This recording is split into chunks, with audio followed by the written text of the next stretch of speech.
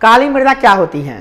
काली मृदा, इसका रंग काला होता है क्योंकि इसमें एल्युमिनियम और लौह यौगिक पाया जाता है।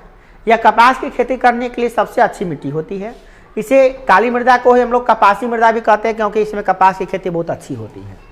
यह 6.4 करोड़ हेक्टेयर भूमि में फैली हुई है भारत में, और इस मृदा में का जो स्थानीय नाम है वो रेगुर मृदा है। मतलब क्या, स्थानीय रूप से इसे रेगुर मृदा भी कहते हैं। तो इसको 3 गो नाम हो गया, काली मृदा, कपासी मृदा या रेगुर मृदा। एग्जाम में कई बार पूछे जा चुके हैं, टॉपिक याद रखिएगा। अब बात आती है कि भारत में कहाँ कहाँ पाई जाती है। गुजरात, कर्नाटक, आंध्र प्रदेश, तमिलनाडु इत्यादि राज्यों में ये पाई जाती है। इसमें क्या क्या चीज़ की खेती होती है? तो याद रखिएगा, कपास की खेती सबसे ज़्यादा, उसके बाद गन्ना, प्याज, गेहूं और फल इत्यादि की भी खेती की जा सकती है। इस पर की जाती है, की जा सकती है नहीं, की जाती है। ज़्यादातर होता है कपास और गन्ना, ठीक है ना, ऐसी मिट्टी में। अगला है लाल एवं पीली मृदा। यह मृदा सूखी रहने पर लाल रहती है, परंतु जब थोड़ा पानी मिल जाता है तो हल्का का पीलापन इसमें आ जाता है, इसलिए इसे लाल एवं पीली मृदा भी कहते हैं। इस मृदा में लौहांश के कारण, लौह का अंश, लोहा का अंश होता है, इसमें लोहा का थोड़ा अयस्क होता है, इसका रंग लाल होता है। कोई पूछेगा लाल, इसका रंग लाल क्यों होता है? तो लौह अयस्क के कारण। किसके कारण? लौह अयस्क के कारण। भारत में इसका विस्तार 7.2 करोड़ हेक्टेयर भूमि में है, बहुत ज़्यादा है ये। यह मृदा थोड़ा कम उपजाऊ होता है, उतना ज़्यादा उपजाऊ नहीं होता है। इसमें उर्वरक का उपयोग करके, मतलब खाद उद मिला दीजिएगा और सिंचाई कीजिएगा तो चावल, ज्वार, बाजरा, मकई, मूंगफली, तंबाकू इत्यादि फलों को भी उगा सकते हैं। मगर बिना सिंचाई के इसमें कोई भी चीज़ उगेगा नहीं, और बिना खाद पानी के इसमें कुछ नहीं होने वाला है। इसमें खाद पानी आपको मिलाना पड़ेगा। अब बात आती है कि ये कहाँ कहाँ पाया जाता है। तो ये भारत में तमिलनाडु, कर्नाटक, गोवा, दक्षिण पूर्वी महाराष्ट्र, आंध्र प्रदेश, उड़ीसा, छोटा नागपुर के पठार और मेघालय के पठार के क्षेत्रों में ये पाया जाता है। अगला मृदा क्या है आपका? लैटराइट मृदा। लैटराइट शब्द का जो उत्पत्ति है ग्रीक भाषा लैटर शब्द से हुआ है। इसका शाब्दिक अर्थ होता है ईंट, यानी ईंट। यह मृदा जिसका रंग पक्का ईंट की तरह होता है, एकदम लाल होता है, इसे लैटराइट मृदा कहते हैं। इस प्रकार की मिट्टी को उच्च तापमान एवं अत्यधिक वर्षा वाले क्षेत्रों में होता है। जहाँ पे ज़्यादा तापमान होता है ना, तापमान ज़्यादा होता है, वहाँ पे इसे ईंटा के जैसा ना होता है लाल बुरादा, उसमें लाल पाया जाता है। और इस प्रकार की मिट्टी का विकास मतलब ज़्यादातर खूब ज़्यादा जहाँ पे तापमान होगा वहाँ पे, नहीं तो ज़्यादा वर्षा होता है वहाँ पे होता है। भारत में इस मृदा का विस्तार 1.3 करोड़ हेक्टेयर भूमि में है ना। यह मृदा खाद्य फसलों की खेती के लिए कम, परंतु घास एवं झाड़ियों के लिए सर्वाधिक उपयुक्त मानी जाती है। मतलब इसमें खाद्य फसल नहीं होता, खाद्य फसल नहीं होता। मतलब चावल, गेहूं, धान ये सब खेती इसमें नहीं होता, मगर घास फूस होता है, इसमें झाड़ियाँ होती है, इसलिए होता है बस। इसलिए इस मृदा को चाय, कहवा, गरम मसाला और काजू, किशमिश आदि खेती करने के लिए इसका उपयोग किया जाता है। याद कर लीजिएगा, इसमें क्या होता है? चाय, कहवा यानी कॉफ़ी, कहवा माने कॉफ़ी, गर्म मसाला हो गया या काजू हो गया, इसमें इस सब का खेती हो सकता है। मगर ये सब देखिए सब महंगा आइटम है ना, इसका महंगा आइटम है। चाय में महंगा, कॉफ़ी में महंगा, गरम मसाला हम जब करते कितना महंगा होता है, काजू देखते करते कितना महंगा होता है, सब महंगे वाला खेती इसमें हो रहा है ना। मगर ये खाद्य फसल नहीं होता, मैंने खाने वाला चावल, दाल, मकई ये सब इसमें खेती नहीं होता है। अब बात आती है कि कहाँ कहाँ ये पाया जाता है। तो भारत में मुख्य रूप से कर्नाटक में, केरल में, तमिलनाडु में, मध्य प्रदेश में, उड़ीसा में और असम में इसका पाया जाता है ना। असम में ही ना, यही उड़ीसा है जहाँ पे बालासोर में अभी रेलवे दुर्घटना हुआ है, 3 गो ट्रेन आपस में टकराया है ना। 300 लगभग लोग मारे गए हैं और लगभग 900 लोग घायल हो चुके हैं उसमें, लगभग अनुमान बता रहे हैं। अब तक भारत में सबसे बड़ा हादसा है, रेलवे हादसा हुआ है, सबसे बड़ा रेलवे हादसा हुआ। चलिए अगला है 5वां नंबर मृदा, उसका नाम है मरुस्थलीय मृदा। क्या नाम है उसका? मरुस्थलीय मृदा। मरुस्थलीय क्षेत्रों में पाई जाने वाली मृदा होती है, मरुस्थलीय मृदा कहा जाता है क्योंकि मरुस्थलीय क्षेत्र में पाया जाता है। इस मृदा का रंग लाल या हल्का भूरा रंग का होता है। मिट्टी में ह्यूमस एवं उर्वरक की मात्रा न के बराबर होती है। इसमें न तो ह्यूमस होता है और न ही इसमें क्या होता है, उर्वरक की मात्रा होती है, जिसके कारण यह बहुत ही कम उपजाऊ होता है, ज़्यादा उपजाऊ नहीं होता। लेकिन सिंचाई की व्यवस्था कर दीजिएगा, खूब सिंचाई कीजिएगा, थोड़ा खाद पानी दीजिएगा, इसमें कपास, चावल, गेहूँ इत्यादि को भी उपजा सकता है। मगर ये खेती उतना अच्छा नहीं होता है। ये कहाँ कहाँ पे है? तो भारत में राजस्थान में, गुजरात में, हरियाणा में और पंजाब। हरियाणा और पंजाब लिखा है, मतलब हरियाणा में, पूरा हरियाणा में नहीं है, हरियाणा के कुछ भागों में है, पंजाब के कुछ भागों में। ज़्यादातर कहाँ पे है? राजस्थान और गुजरात में। गुजरात के कुछ भागों में, ज़्यादातर होता है राजस्थान में। कहाँ पे? राजस्थान में ये मरुस्थलीय भूमि है। हरियाणा में कुछ भाग में, पंजाब में कुछ भाग में, गुजरात के कुछ भाग में ये मृदा पाई जाती है। कुछ भाग मतलब सब में नहीं, ऐसा नहीं कि हरियाणा में होता है। करते पंजाब हरियाणा में सबसे ज़्यादा चावल गेहूँ होता है। अगर वो मृदा होती कब, अगर यही मृदा अगर होगी तो चावल गेहूँ का खेती कैसे होगा वहाँ पे, है कि नहीं। चलिए अगला क्वेश्चन है पर्वतीय मृदा। पर्वतीय क्षेत्रों में पाई जाने वाली मृदा को क्या कहते हैं? पर्वतीय मृदा कहते हैं। यह मृदा जो होती है अम्लीय एवं ह्यूमस रहित होती है। एक तो अम्लीय होता है, इसमें अम्ल की मात्रा ज़्यादा होती है। अगर इसको अम्ल को हटाना है तो क्या करना पड़ेगा? क्षारीय मिलाना पड़ेगा। वही कैल्शियम कार्बोनेट, क्षार, चूना ये सब मिलाना पड़ेगा इसमें, है ना। तो क्षारीय बनाना पड़ेगा, क्षारीय बना दीजिएगा इसमें और पानी उनी लगाइएगा, तब जाके खेती कर सकते हैं। इसमें जो है ढलानों पर फलों के बागान लगे होते हैं। नदी घाटियों में चावल की खेती भी होती है जहाँ पर पानी की सुविधा है। यानी यूँ कहिए कि खाद पानी देकर इसमें भी कुछ खेती वगैरह कर सकते हैं, कुछ कर सकते हैं, न के बराबर। ज़्यादा खेती इसमें भी नहीं होता है ना। इस मृदा का विस्तार कहाँ कहाँ पे है? तो जम्मू कश्मीर में जाइएगा तो खाली यही मृदा मिलेगा आपको। क्या? पर्वतीय पहाड़ी मृदा, खाली इसमें मृदा रहेगा ना। हिमाचल प्रदेश, उत्तराखंड, पश्चिम बंगाल और ये सब में, अरुणाचल प्रदेश, ये सब में यही से पाया जाता है। और जानवे करते हैं इसमें कश्मीर हो, हिमाचल प्रदेश हो या उत्तराखंड हो, घूमने के लिए सबसे अच्छा स्थान यही होता है, क्योंकि ये हिली एरिया है, पहाड़ी एरिया है। पहाड़ पे घूमने लोग जाया करते हैं ना, तो इन जगहों पे जाकर लोग घुमा करते हैं। मगर ये खेती बाड़ी करने के लिए ज़्यादा उपयोग मृदा बिल्कुल नहीं है। यहाँ पे कोई खेती जल्दी अच्छा से नहीं हो सकता है, बेकार है खेती करना। इधर बहुत ज़्यादा पूंजी लग जाएगा, आपका इन्वेस्टमेंट ज़्यादा होगा। मगर हाँ, कुछ फसल उगा सकते हैं। जो लोग जहाँ रहते हैं कुछ ना कुछ तो उगाएंगे ही उगाएंगे, तो अपना खाद पानी की व्यवस्था करके कुछ ना कुछ उगाते रहते हैं। जैसे छते पर हम लोग कुछ लगा लेते हैं, है कि नहीं। हाँ, उसी जगह पे आप सब जगह, सब थोड़ी ना सब जगह पे नहीं होता है। अगला है भारत में भूमि उपयोग का स्वरूप बताइए। भारत में कैसे भूमि का उपयोग हो रहा है? तो भारत के कुल भौगोलिक क्षेत्र का मात्र कितना 32.8 वर्ग किलोमीटर के मात्र 93% भाग ही भूमि क्या है, भूमि उपयोग क्या आंकड़ा उपलब्ध है। मतलब कि 7% भूमि पर अभी भी पाकिस्तान और चीन में अवैध रूप से कब्जा कर लिया। हमारा भारत का जो भूमि है ना, उसमें 7%, 93% हमारा भारत का है, जिस पर हम लोग का कब्जा है। और बाकी जो 7% है उस पर किसका कब्जा है? पाकिस्तान और चीन ने अवैध रूप से ज़बरदस्ती कब्जा कर लिया। कांग्रेस की सरकार में, कांग्रेस का सरकार था, उसमें क्या किया? अवैध कब्जा कर लिया। और मोदी जी आए, धीरे धीरे 1 बाय 1 करके खींचते जा रहे हैं, घिसते जा रहे हैं अपने में, है ना। जो छीना था सबको ले रहा है ना मोदी जी। भारत पशुधन के मामले में विश्व में अग्रणी देशों में से शामिल किया जाता है। भारत में पशुधन बहुत ज़्यादा है, बहुत पशु है। भारत में कुल क्षेत्रफल का मात्र 54% भूमि ही कृषि योग्य है। मात्र 54% भाग में ही खेती होता है। पंजाब एवं हरियाणा के कुल भूमि का 80% भाग पर खेती होती है, जबकि अरुणाचल प्रदेश में, मिजोरम, मणिपुर, अंडमान निकोबार द्वीप समूह में मात्र 10% में ही खेती होती है। देख रहे हैं कि खेती करने के लिए अगर मान लीजिए 100 कट्ठा जमीन है, तो उसमें 80 कट्ठा में जो है हरियाणा में खेती होता है। मगर अगर इस सब की बात करें, अंडमान निकोबार द्वीप समूह जो है, मिजोरम है, मणिपुर है, इस समय देखिए 10% में भी खेती नहीं होता है। नाम की जमीन है मगर खेती उसमें नहीं हो पाता है, क्योंकि वो जमीन खेती करने लायक है नहीं है। अब बात करें वन के विस्तार की, तो किसी भी देश में पर्यावरण संतुलित रखने के लिए वन का बहुत बड़ा महत्वपूर्ण भाग होता है। उसमें 33% भूभाग में वन का विस्तार होना बहुत जरूरी है, लेकिन वर्तमान में मात्र 24% में ही है। अब बिहार में तो उससे भी कम है। बिहार में कितना % वन का विस्तार है देख सकते हैं, 7.78%। मतलब कि समझते हैं इतना कम बिहार में वन है ही नहीं। हमारा पर्यावरण संतुलित हो रहा है, इससे जान रहे हैं। भूक्षरण हो रहे हैं, भूमि जो है ना कटाव हो रहा है, मृदा का कटाव हो रहा है। भूक्षरण किससे करते हैं? बहुत इंपॉर्टेंट प्रश्न है, कई बार पूछा चुका है एग्जाम में। भाई भूक्षरण क्या होता है, याद रखिएगा। भूक्षरण क्या है, इसको ध्यान से समझिए। मृदा को अपने स्थान से विविध क्रियाओं द्वारा स्थानांतरित होने पर जो क्रिया होती है उसे क्या कहते हैं? भूक्षरण कहते हैं। जैसे यहाँ में मिट्टी है, यहाँ पे बारिश हुआ, बारिश होने से मिट्टी दहा के चला गया वहाँ पे, तो मिट्टी का कटाव हो गया, इसको कहते हैं भूक्षरण। बाढ़ आया, मिट्टी कटाव हो गया, भूक्षरण। आंधी आया, मिट्टी कटाव हो गया, भूक्षरण, है ना। आंधी से, वर्षा से और बाढ़ से मिट्टी का कटाव होता है, उसे क्या कहते हैं? भूक्षरण कहते हैं। भूक्षरण कितने प्रकार के होते हैं? भूक्षरण 2 प्रकार के होते हैं। एक होता है मानव निर्मित, एक होता है प्राकृतिक। प्राकृतिक भी होता है और मानव निर्मित भी होता है। अब प्राकृतिक क्या होता है, मानव निर्मित क्या है भाई? प्राकृतिक होता है जल के कारण, हवा बह रही उसके कारण से, समुद्री लहर के कारण से। अगर इसे होता है तो समझिए क्या होता है? प्राकृतिक कारण है। क्या है?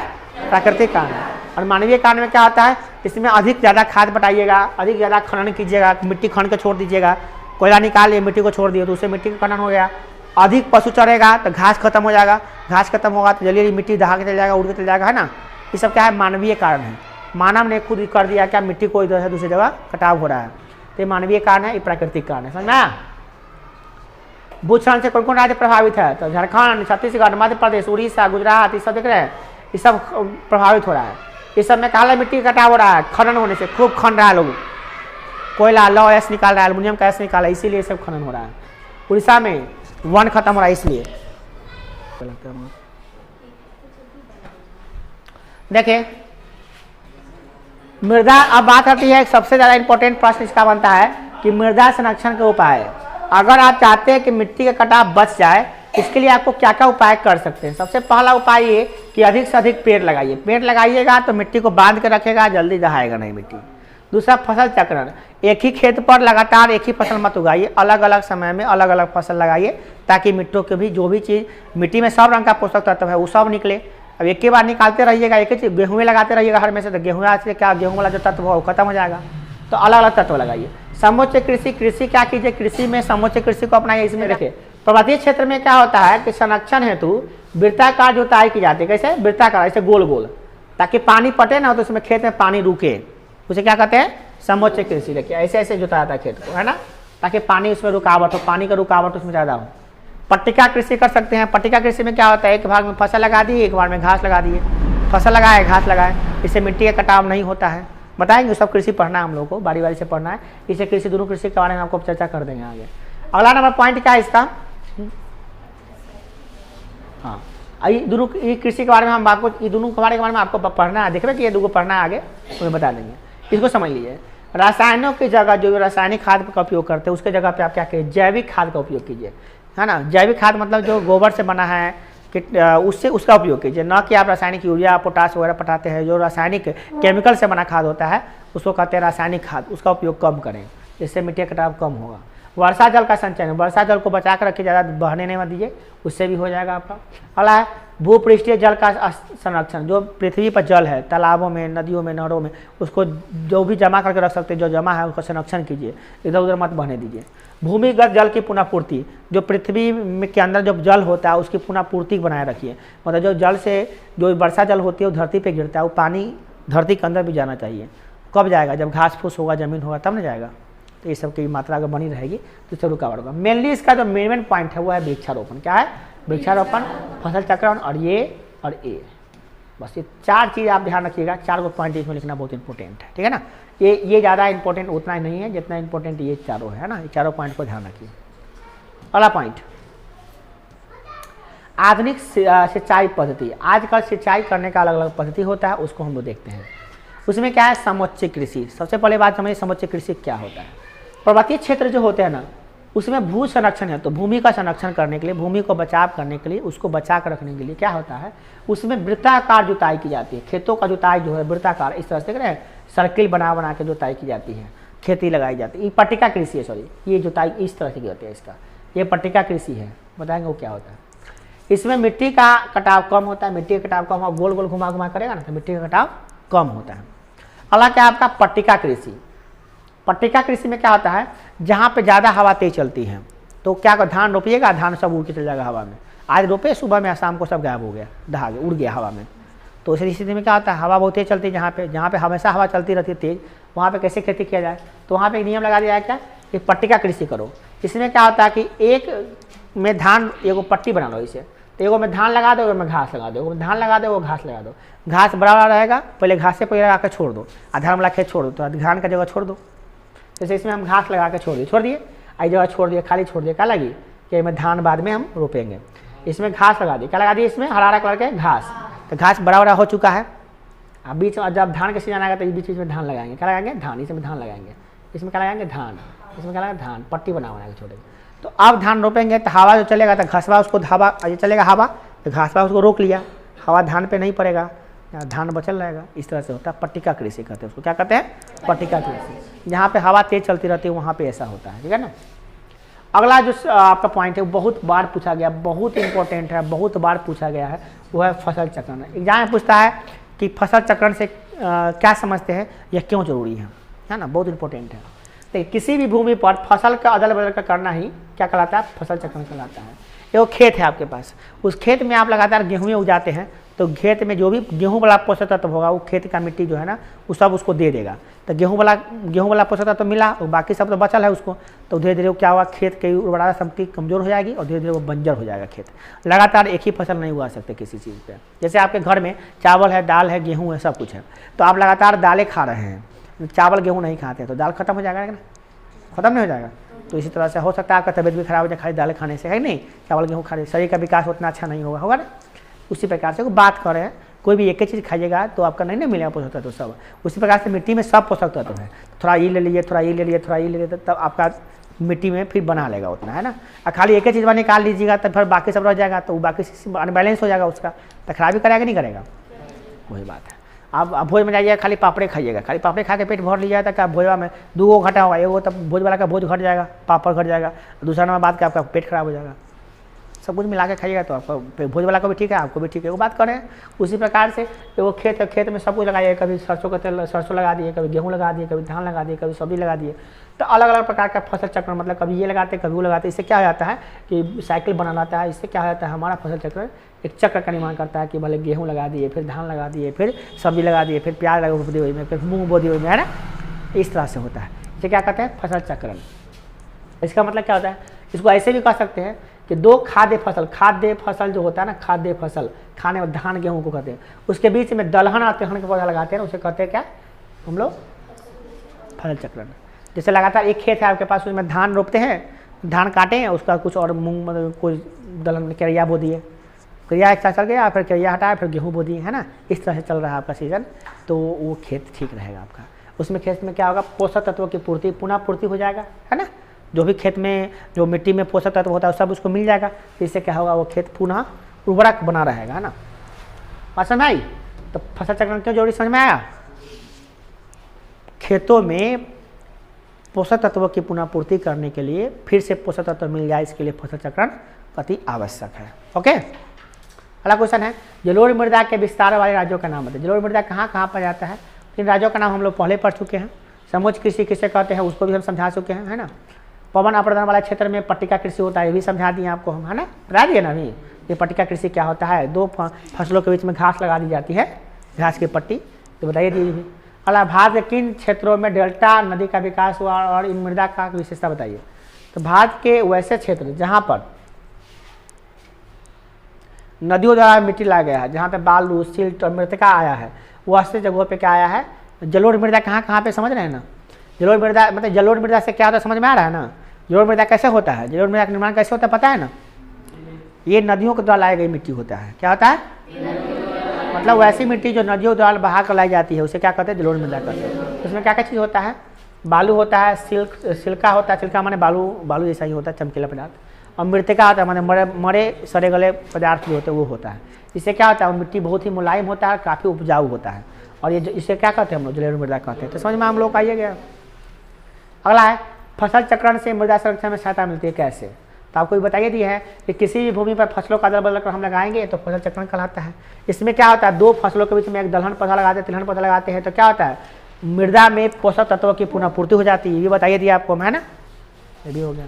आप ये भी जानते हैं कि जो भी दलहनी पौधा होते हैं और तिलहनी पौधा होते हैं उसके जड़ में क्या आता है नाइट्रोजन स्थितिकरण जीवाणु होता है। नाइट्रोजन स्थितिकरण जीवाणु जो वायुमंडल के नाइट्रोजन को पृथ्वी में डाल देता है, धरती में। पता है कि नहीं पता आपको, नहीं जानते हैं। राइबोजियम जीवाणु होता है, राइबोजियम क्या होता है, राइजोबियम, है ना, राइजोबियम होता है ना।